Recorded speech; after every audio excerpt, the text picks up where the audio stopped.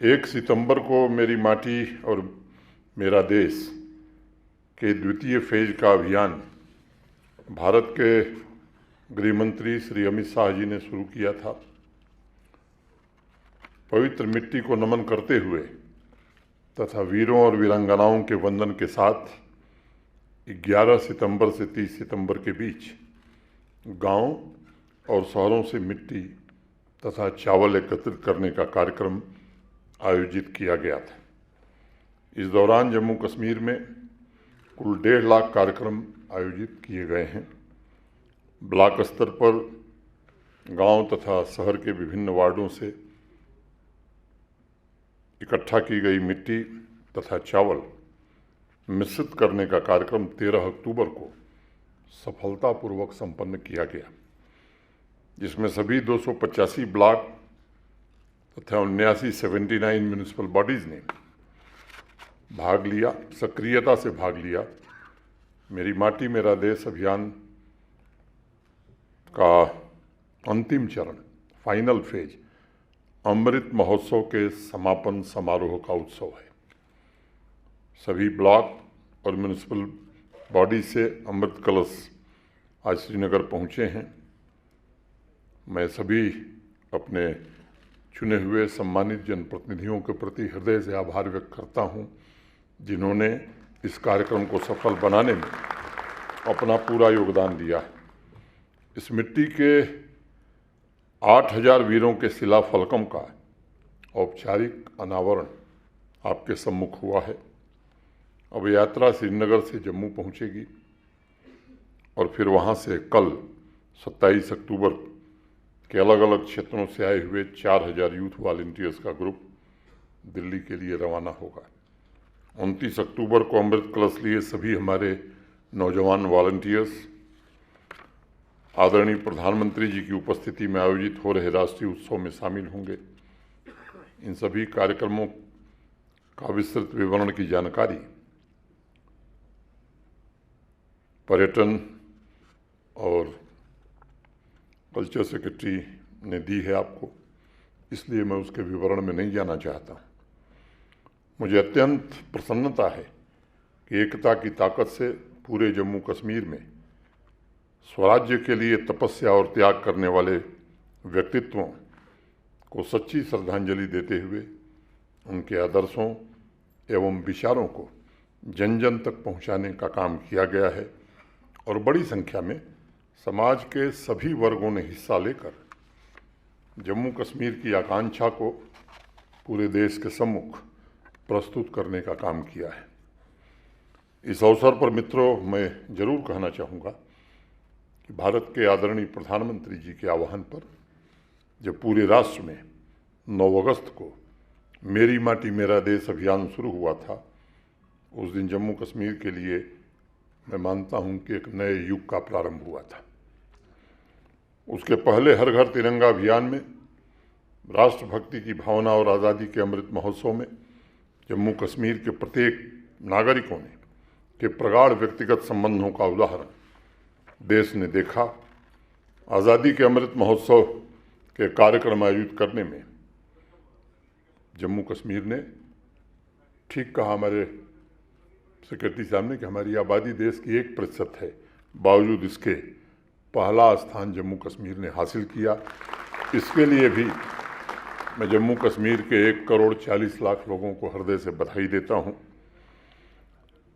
ये केवल पहला स्थान नहीं है, मुझे लगता है राष्ट्रीय मूल्यों की मूलभूत एकता का परचम जम्मू कश्मीर ने राष्ट्रीय फलक पर फहराने का एक नया इतिहास रचा है। उसी प्रकार अमृत सरोवर के निर्माण में भी जम्मू कश्मीर ने अपना एक विशिष्ट स्थान बनाया और मेरी माटी मेरा देश में भी जम्मू कश्मीर का अपना विशिष्ट योगदान है। राष्ट्र निर्माण में योगदान तथा बदलाव की प्रेरणादायक तस्वीर 140 करोड़ हिंदुस्तानियों के समक्ष आज जम्मू कश्मीर के लोगों ने रखी है।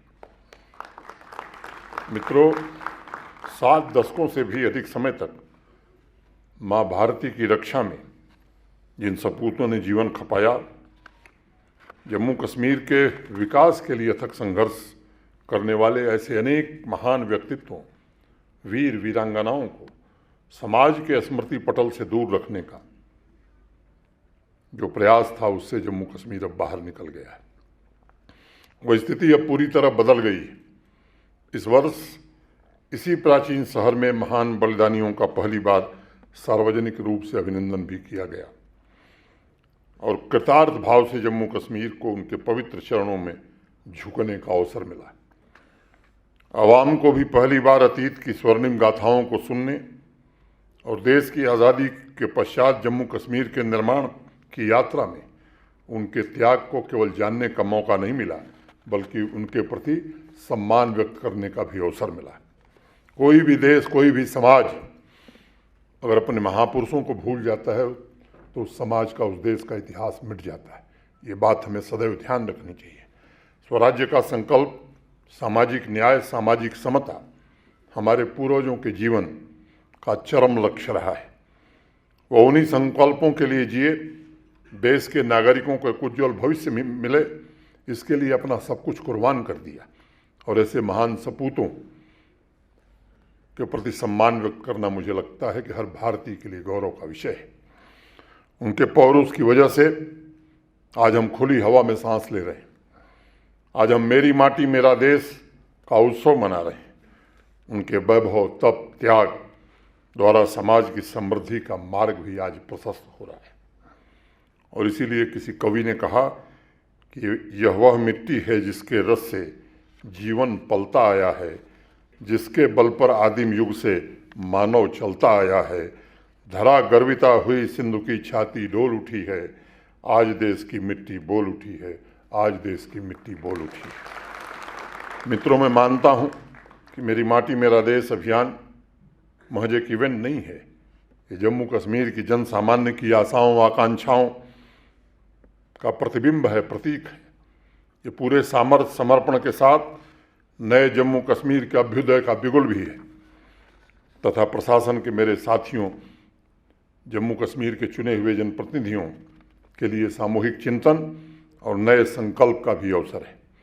देश की आज़ादी के लिए जिन्होंने अपना जीवन कुर्बान किया, सामाजिक आर्थिक न्याय की स्थापना के लिए अपना परिवार छोड़ा, शांति सौहार्द कायम रहे देश में और जम्मू कश्मीर में तमाम चुनौतियों को झेला, जिन्होंने हमें शक्ति दी, उनकी स्मृति को नमन करते हुए उनके आदर्शों की रक्षा करना, ये हमारे जीवन का परम दायित्व होना चाहिए। देश के यशस्वी प्रधानमंत्री जी ने हम सबको पंच प्रण के रूप में एक नया मार्ग दिखाया है। विकसित भारत का लक्ष्य गुलामी की मानसिकता को दूर करना, अपनी परंपराओं पर गर्व करना, एकता और अखंडता के लिए पूरा जीवन समर्पित करना, हर नागरिक के मन में कर्तव्य की भावना जागृत करना। अमृतकाल की यात्रा में यह पंच प्रण नई आशा, नए विश्वास के साथ हमारा और देश का मार्गदर्शन करेंगे। मुझे लगता है कि मेरी माटी मेरा देश केवल कार्यक्रम नहीं है, ये एक प्रतिज्ञा है। अपने जीवन का एक एक पल हम राष्ट्र निर्माण के लिए समर्पित करेंगे और मुझे विश्वास है कि इस अभियान से निकली ऊर्जा जम्मू कश्मीर की विकास यात्रा में नई ताकत, नया विश्वास पैदा करेगी। मित्रों, भारत के प्रथम गृह मंत्री सरदार वल्लभ भाई पटेल कहा करते थे कि अगर हम ऊंचे दर्जे की हिम्मत, ऊंचे प्रकार की शक्ति और ऊंचे दर्जे की बलिदान की भावना नहीं दिखा सकते तो हम देश के साथ और देशवासियों के साथ न्याय नहीं कर सकते हैं। भारतवर्ष की मिट्टी में महात्मा गांधी, सरदार पटेल, सुभाष चंद्र बोस, भगत सिंह, चंद्रशेखर आज़ाद, लोकमान्य तिलक ऐसे अनेक महान विभूतियों के बलिदान की ऊर्जा है। हमें स्मरण रखना चाहिए कि जिस अमृत कलश को गांव-गांव, शहर-शहर से पवित्र भाव से सहेज कर लाया गया है, उसमें अनेक वीरों वीरांगनाओं के आदर्श, साहस और दृढ़ निश्चय की चिंगारी है, मात्र कलश नहीं है। इन महान विभूतियों को हमारी सच्ची श्रद्धांजलि तभी होगी जब हम आत्म त्याग की भावना से, निजी महत्वाकांक्षाओं से ऊपर उठकर समाज, जम्मू कश्मीर और राष्ट्र के व्यापक हित के लिए अपने आप को समर्पित करेंगे। मुझे गुरुदेव रविन्द्रनाथ टैगोर का वो वक्तव्य स्मरण हो रहा है जिसके माध्यम से उन्होंने इस पवित्र मिट्टी के महत्व को देश के सामने रखा था। गुरुदेव ने कहा था, कि मैं भारत को चाहता हूँ इसलिए नहीं क्योंकि मैं उसके भूगोल की पूजा करता हूँ